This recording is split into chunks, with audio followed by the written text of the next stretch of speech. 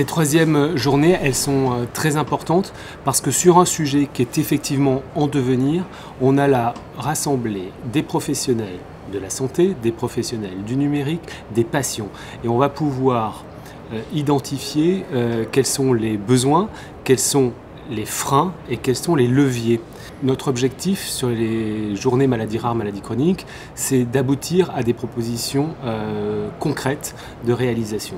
Necker, par ses 40 centres de maladies rares, par sa prise en charge de patients atteints de maladies chroniques, a déjà amorcé une réflexion. Pour autant, dans la réalisation, nous nous heurtons à des difficultés, à des lourdeurs, ce qui est normal puisque nous sommes un peu les pionniers. Par rapport à aujourd'hui, c'est parce que ça nous concerne parce qu'on fait encore partie on fait malheureusement encore partie de l'Alliance des maladies rares alors que c'est plus une maladie rare, mais bon, voilà. Bon, maintenant, on va avoir la télémédecine, téléexpertise pour la drépanocytose de Bré. Voilà, donc je pense quand même que j'ai appris beaucoup de choses. Je vais repartir pleine de connaissances, Le numérique doit faciliter la rencontre. Ça s'associe bien avec une rencontre physique, mais ça doit effectivement être un support de facilitation et de regrouper là dans une journée, dans la salle où il y a des représentants chercheurs, des représentants des patients, des associations. Eh bien, c'est l'émergence et l'expression de quelque chose qui existe, qui n'existe pas partout.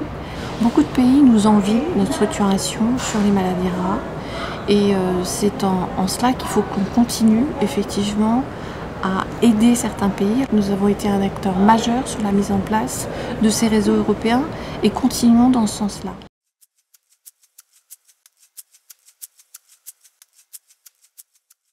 On va dire que le monde du numérique s'empare beaucoup du thème de la santé. Le monde de la santé s'empare un peu moins du thème du numérique. Alors en France, on a un domaine médical qui est excellent, un domaine informatique qui est excellent et un domaine du design qui est excellent. Par contre, en France, on a un autre gros problème, c'est qu'on aime beaucoup travailler en silo. Et en plus, quand on voit que 30% des attaques de hacking l'année dernière, c'était contre des clusters de données de santé, avoir une base de données qui centralise tout, je trouve ça très dangereux. Mais avoir plusieurs bases de données qui centralisent des territoires et qui sont interopérables entre eux, ça pourrait être intéressant. Et je pense qu'en utilisant ça, on pourrait faire des choses fantastiques comme de l'épidémiologie en temps réel, de la pharmacovigilance en temps réel.